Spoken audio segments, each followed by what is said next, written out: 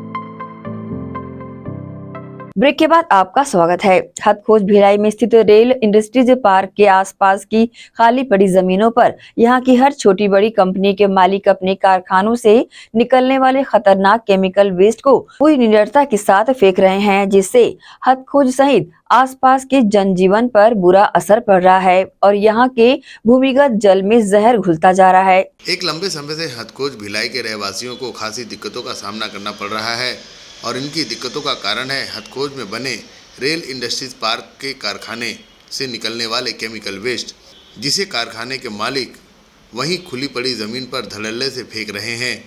और यह इतना खतरनाक है कि इसकी वजह से हरे भरे पेड़ भी जलकर राख हो रहे हैं, क्योंकि यह वेस्ट ज्वलनशील भी है और इनका तरल पदार्थ जमीन के अंदर घुसकर भूमिगत जल को जहरीला बना रहा है। इसकी शिकायत स्थानीय निवासियों ने शासन प्रशासन से कई बार की, परंतु शासन प्रशासन इनकी बातों को अनदेखा करके आंखें मूंदे बैठा हुआ है। इसकी वजह से शाम ढलते ही सांस लेने में दिक्कत और आंखों में तेज जलन जैसी शिकायत यहाँ के रहवासियों को परेशान कर रही है।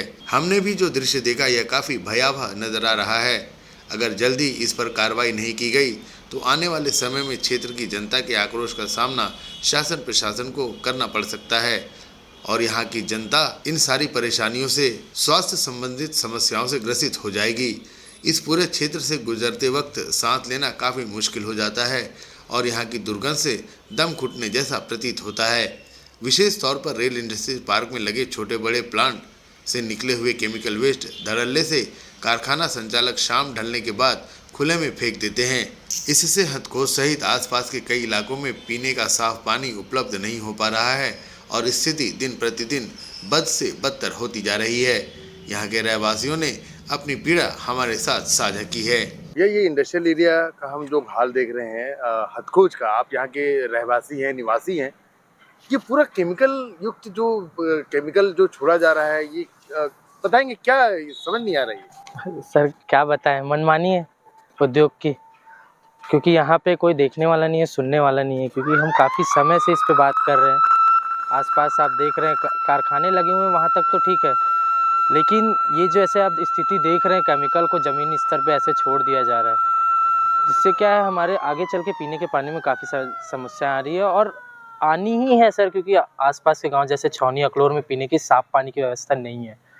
अगर आप बात करेंगे वहाँ पे पानी बाहर से आता है पीने का, लोग खरीद के पानी पी रहे हैं, ये वाली स्थिति बनी और ये ज़्यादा समय नहीं है, 6-7 महीने में हथखोज में भी स्थिति बनेगी। इसके लिए पर्यावरण विभाग को नोटिस दिया जा चुका है, सभी को नोटिस में नहीं, एक आवेदन, क्षमा चाहूँगा, आवेदन दिया जा चुका है पर्यावरण विभाग को, कलेक्ट्रेट में आवेदन दिया जा चुका है कि यहाँ पे जो जनसंख्या है उसको काफ़ी समस्याएं हो रही है। 15 से 20 हज़ार की पॉपुलेशन करीब हो चुकी है। इंदिरा नगर, हथखोज, अकलोडी 3 वार्ड निवासरत है यहाँ पे।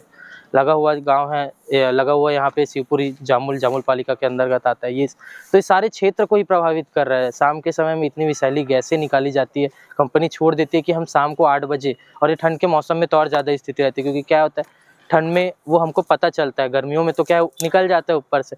बट यही चीज़ है कि कोई भी देख रेख सुनने वाला नहीं है, कोई भी यहाँ पे इस बारे में बात करने को तैयार नहीं है और प्रशासन का तो कुछ समझ ही नहीं आता क्या चाहती है वो। तो हमको तो आदत सी हो गई है, बस इतनी सी ऐसा हो गया।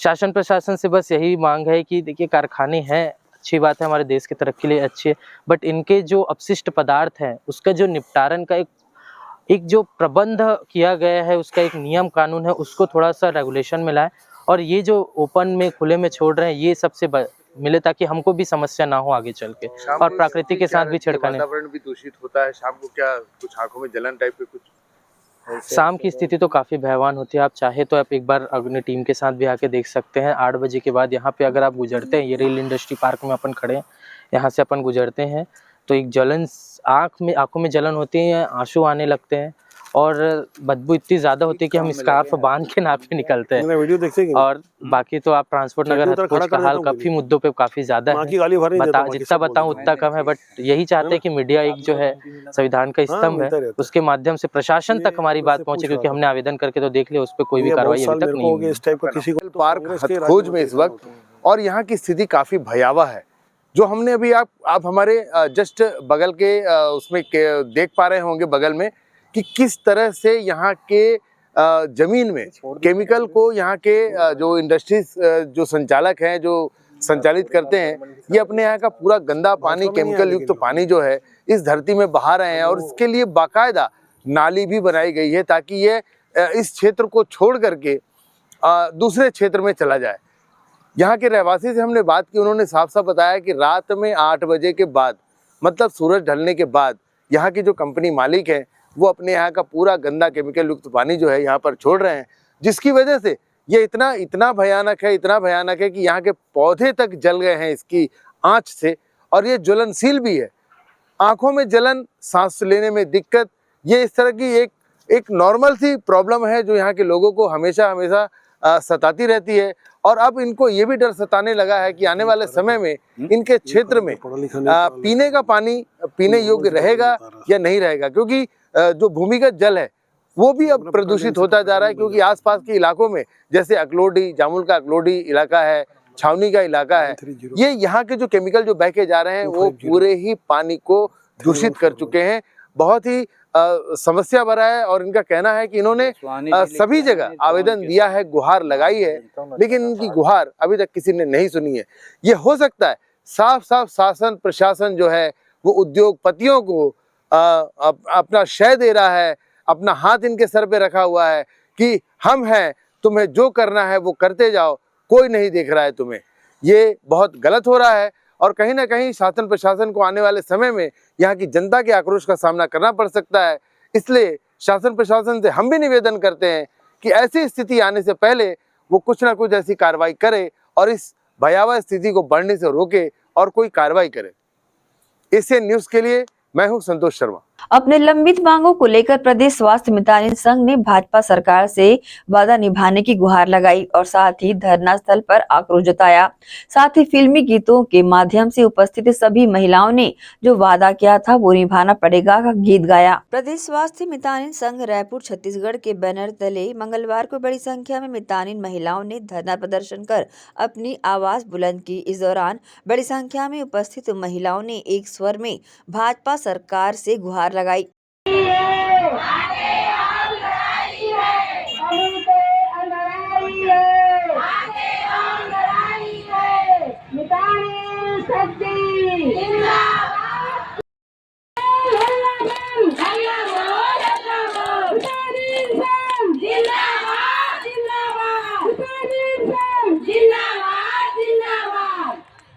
इस दौरान पूर्व विधायक अरुण वोरा ने भी धरना स्थल पर पहुंचकर आंदोलन कर रही महिलाओं को अपना समर्थन दिया।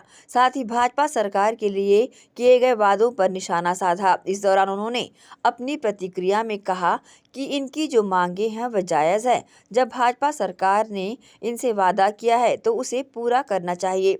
वहीं प्रदेश के मुख्यमंत्री विष्णुदेव साय पर निशाना साधते हुए उन्होंने कहा कि क्या यही है आपका सुशासन जिसकी खुशियां भाजपा सरकार मना रही है। वैसे में इन दिनों महिलाओं की मांग को लेकर देश के प्रधानमंत्री से स्वयं मुलाकात कर महिलाओं की पीड़ा से अवगत कराने की भी बातें उन्होंने कही। देखिए इस दौरान उन्होंने क्या कहा। आंदोलन पूरा जायज है। पूरे प्रदेश में लगभग 40 से 45 हजार मितानिन बहनें आंदोलनरत है अपनी मांगों को लेकर। इसलिए आंदोलनरत है कि मोदी की गारंटी, विष्णु का सुशासन, ना तो गारंटी पूरी हुई ना सुशासन पूरा हुआ। आज आप देख लीजिए दुर्ग में ही लगभग 3 से 4 हजार बहनें यहाँ पर बैठी हुई है और 2 मांगे हैं, इनको स्थायी किया जाए और इनके 50% वृद्धि की जाए वेतन में। मेरा कलेक्टर महोदय से कहना है कि इतनी बहनें इतनी संख्या में बैठी, हर जिला कलेक्टर को चाहिए, हमारे कलेक्टर को भी चाहिए कि इनकी बातों को राज्य सरकार तक पहुंचाएं और इनकी दोनों मांगें पूरी होनी चाहिए। वैसे मैंने अपने संबोधन में कहा है कि आप लोगों के साथ हम अन्याय पहले भी नहीं होने दिए थे, आज हम विपक्ष में हैं तब भी नहीं होने देंगे। मैं नरेंद्र मोदी जी से पत्र लिखूंगा, मुख्यमंत्री विष्णुदेव साय जी से भी कहूँगा, चरणदास जी, दीपक बैज जी, भूपेश जी से भी कहूँगा और मैं स्वयं समय लेकर मोदी जी से मिलूंगा बहुत जल्दी ही कि इनकी मांगे पूरी होनी चाहिए और विष्णुदेव जी से मिलूंगा, चरणदास जी से, दीपक बैज जी से मिलूंगा कि इनकी मांगों को पूरा किया जाना चाहिए। इसके लिए कांग्रेस का पूरा समर्थन है और रहेगा। इस अवसर पर SHRC NGO कर्मचारियों के साथ कार्य न करने एवं मितानिन MT BC SPS AC HF को NHM में संविलियन करने की मांग को लेकर सैकड़ों की संख्या में महिलाओं ने हल्ला बोलकर प्रदर्शन किया। इस दौरान उन्होंने भाजपा सरकार से जो वादा किए उसे निभाने को लेकर एक स्वर में फिल्मी गीत गाकर भाजपा सरकार को जगाया।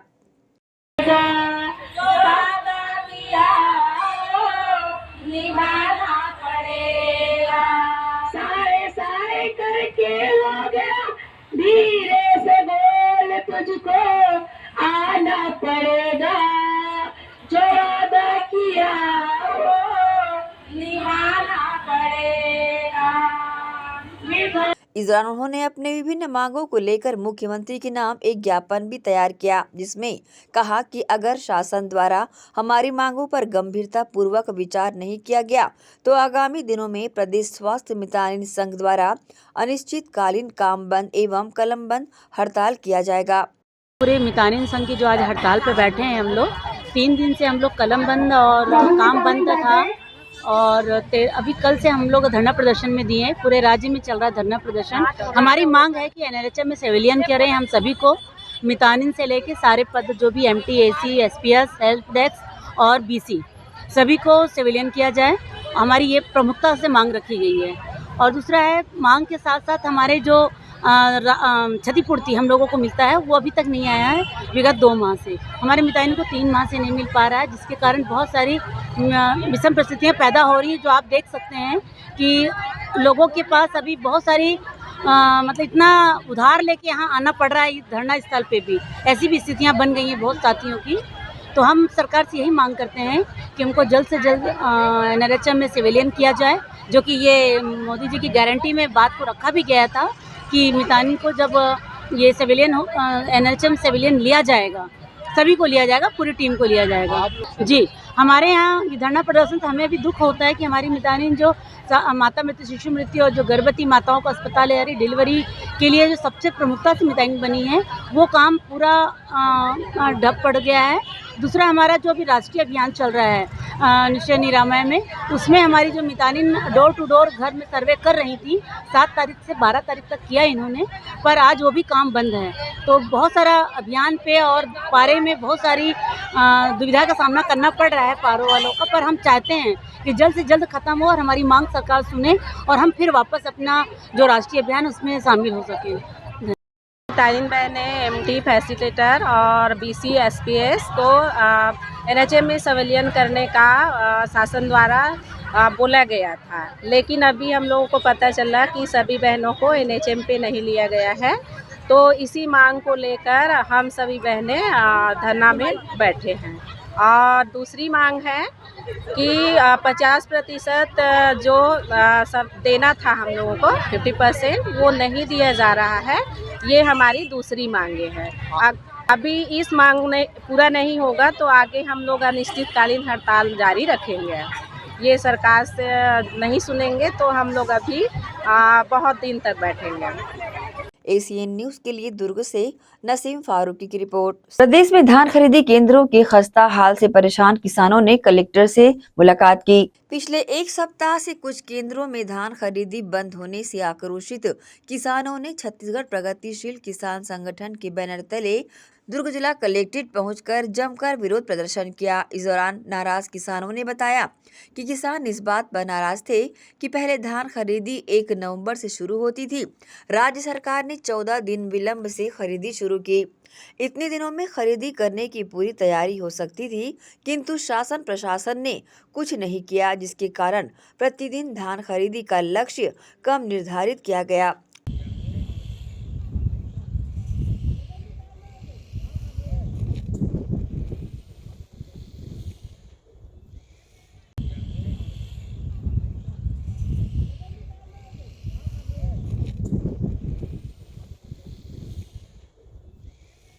साथ ही किसानों को टोकन के लिए दर दर भटकना पड़ा। धान खरीदी के 1 माह में भी सरकार खरीदी की सुचारू व्यवस्था करने में नाकाम रही है। परिणाम स्वरूप कुछ केंद्रों में खरीदी 1 सप्ताह से बंद है और अनेक केंद्रों में जगह की कमी के कारण बंद होने की स्थिति निर्मित हो पड़ी है।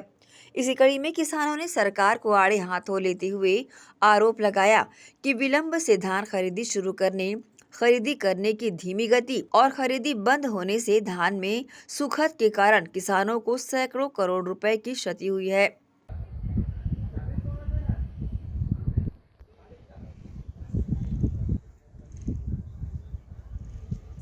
छत्तीसगढ़ प्रगतिशील किसान संगठन के प्रतिनिधि मंडल ने दुर्ग कलेक्टर ऋचा प्रकाश चौधरी से भेंट करके उन्हें किसानों की समस्याओं से अवगत कराया।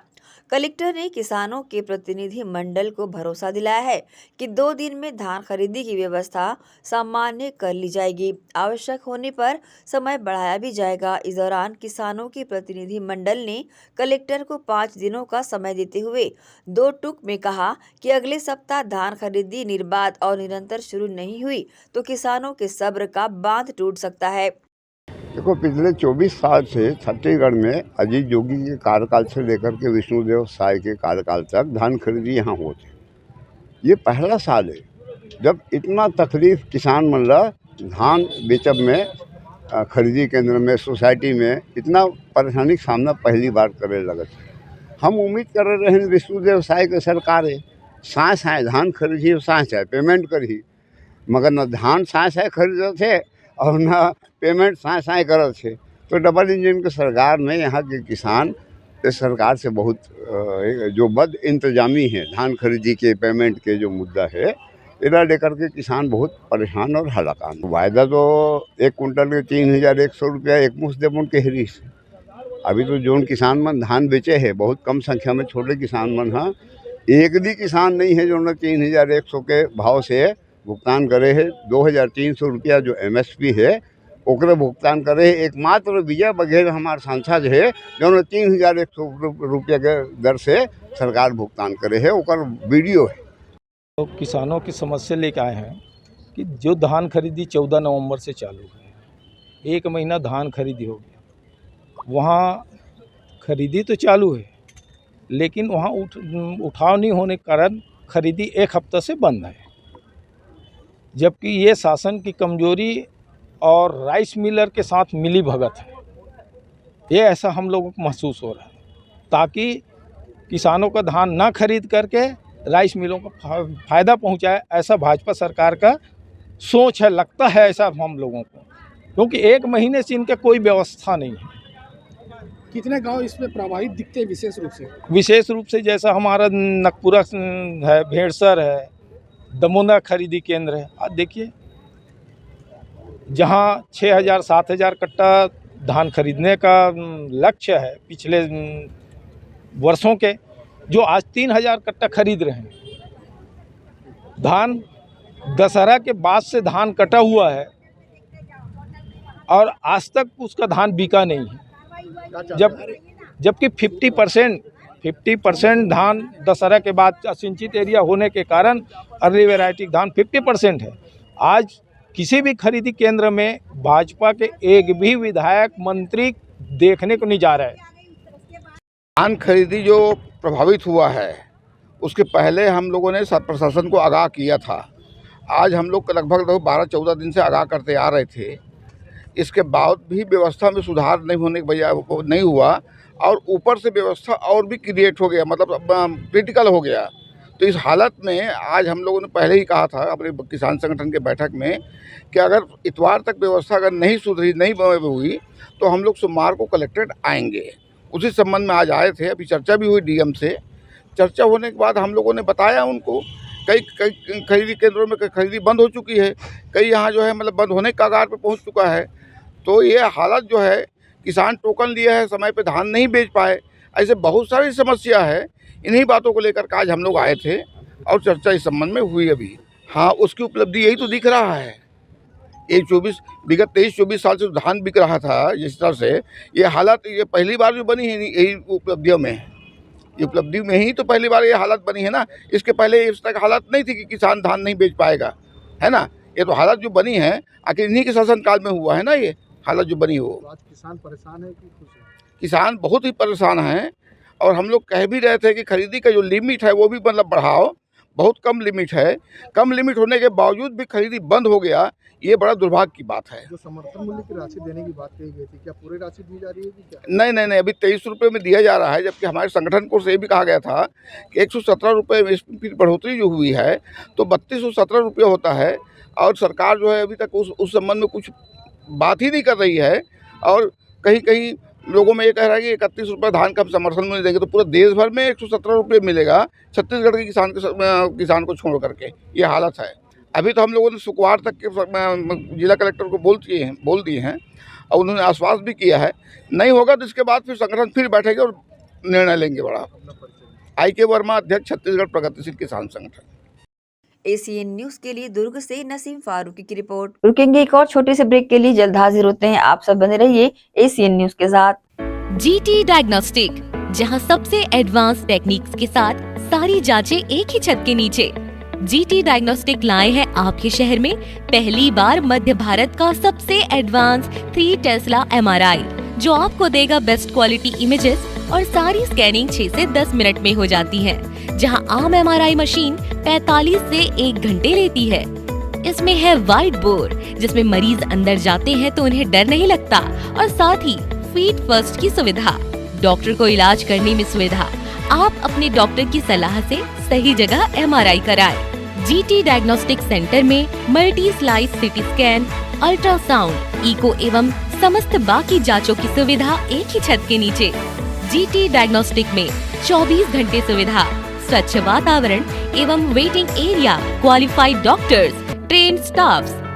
GT diagnostic near Nehru Nagar square, Priyadarshini परिसर, भिलाई।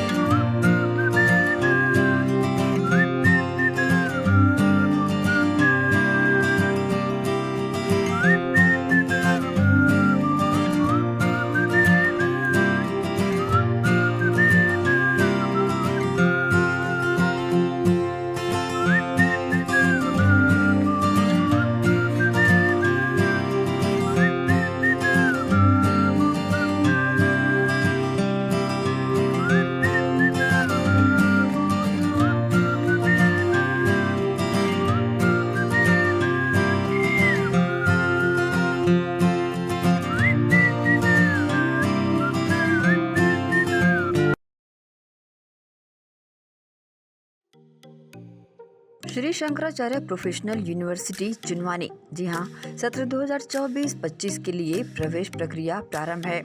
डिप्लोमा इन फार्मेसी एवं बैचलर ऑफ फार्मेसी के लिए प्रवेश प्रारंभ है। बिना PPHD दिए सीधा प्रवेश।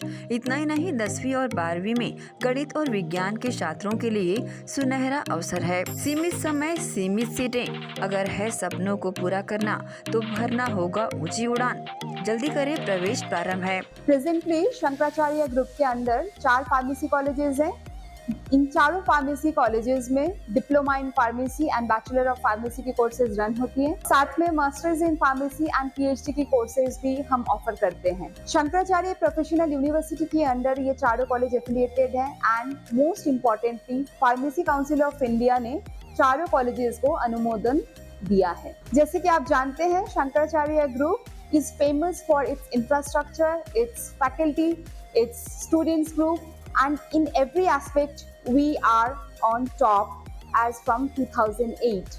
So in this year also, अगर आप चाहते हैं कि आप 12th के बाद साइंस में आपके भविष्य बनाना चाहते हैं तो शंकराचार्य प्रोफेशनल यूनिवर्सिटी में एक बार जरूर आए। फार्मेसी कोर्स में अभी डायरेक्ट एडमिशन 12th की % बेसिस पे दिया जा रहा है, तो जल्द से जल्द संपर्क करें। तो एडमिशन हेतु जल्दी करें। Shri Shankaracharya professional university Junwani, Bhilai, Chhattisgarh.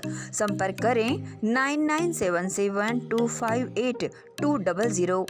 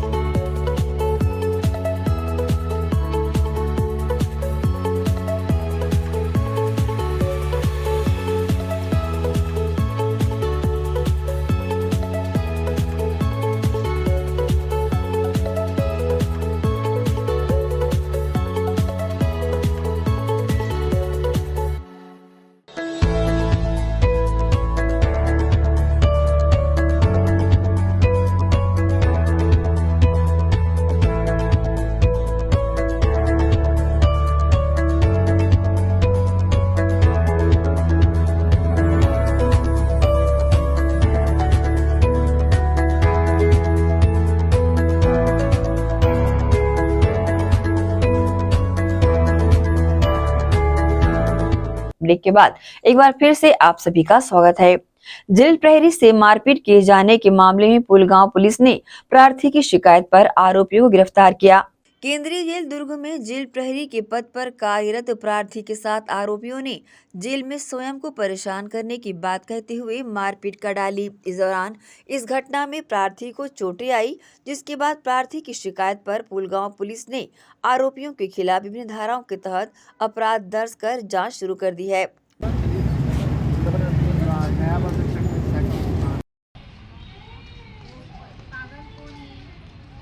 मामले में पुलिस ने बताया है कि प्रार्थी दिवाकर सिंह पैकरा तिरंगा भवन के पास पद्मनाभपुर दुर्ग निवासी है और वह केंद्रीय जेल दुर्ग में जेल प्रहरी के पद पर कार्यरत है। 15 दिसंबर की दोपहर को अपने साथी कमल साहू के साथ देसी शराब भट्टी पोटिया आया हुआ था। उसी समय वहां पर कसारेडीह का रहने वाला आरोपी रमन यादव, जो पूर्व में भी केंद्रीय जेल दुर्ग में निरुद्ध था, वह प्रार्थी से बोला कि तुम जेल प्रहरी हो, जेल जाने पर परेशान करते हो। ये कहकर गाली गलौज करते हुए धमकी देने लगा। जब प्रार्थी ने गाली देने से मना किया तो आरोपी रमन यादव द्वारा अपने अन्य साथी अशोक यादव, दादू यादव एवं अन्य के साथ मिलकर जान से मारने की धमकी दी और मारपीट भी कर डाली, जिससे प्रार्थी के नाक, कान, सिर व अन्य हिस्सों में चोटें आई है।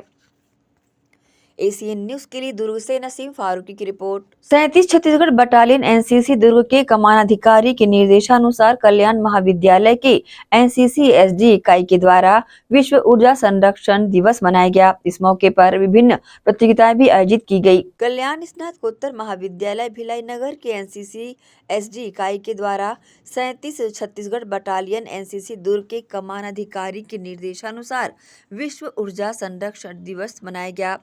इस अवसर पर महाविद्यालय के एनसीसी अधिकारी डॉक्टर हरीश कुमार कश्यप ने बताया कि इस अवसर पर ऊर्जा संरक्षण से संबंधित स्लोगन लिखो प्रतियोगिता, ऊर्जा संरक्षण व बचत का संदेश देने ड्राइंग कंपटीशन के साथ ही ऊर्जा संरक्षण पर परिचर्चा का आयोजन किया गया था, जिसमें 10 एनसीसी कैडेटों ने ड्राइंग कंपटीशन, 26 कैडेटों ने स्लोगन लिखो प्रतियोगिता व 14 कैडेटों ने परिचर्चा में भाग लिया।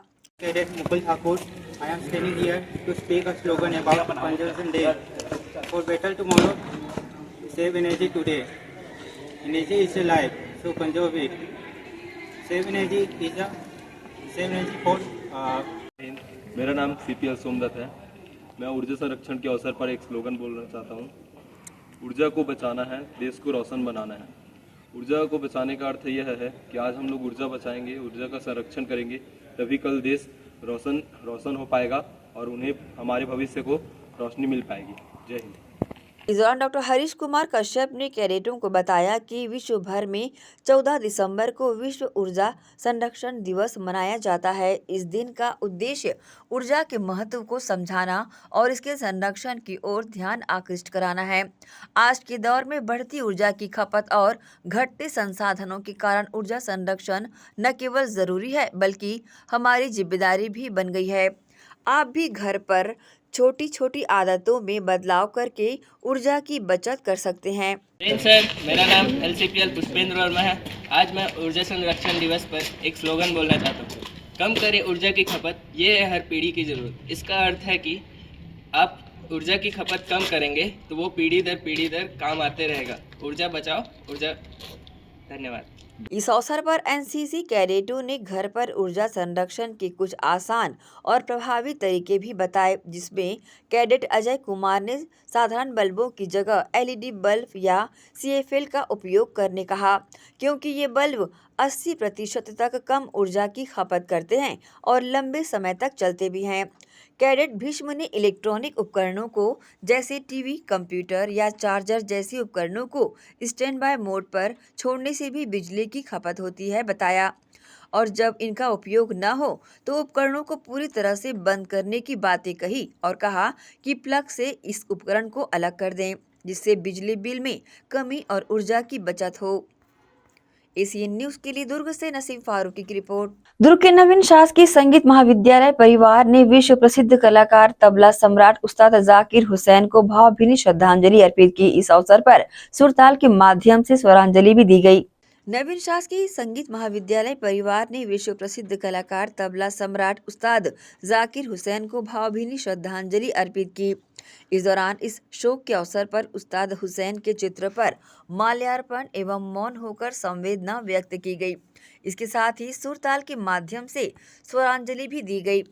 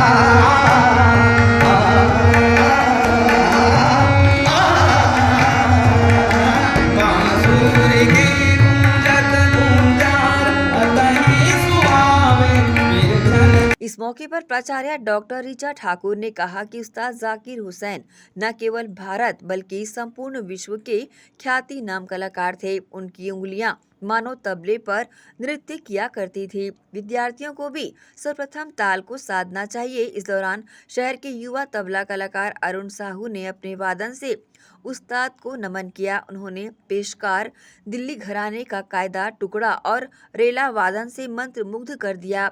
महाविद्यालय के गायन विभाग के अतिथि प्राध्यापक गजेंद्र यादव ने उनके साथ झपताल में बंदिश और तराना प्रस्तुत कर दिवंगत कलाकार को भावभीनी श्रद्धांजलि दी। उन्होंने उस्ताद जी के कला के योगदान को बताया।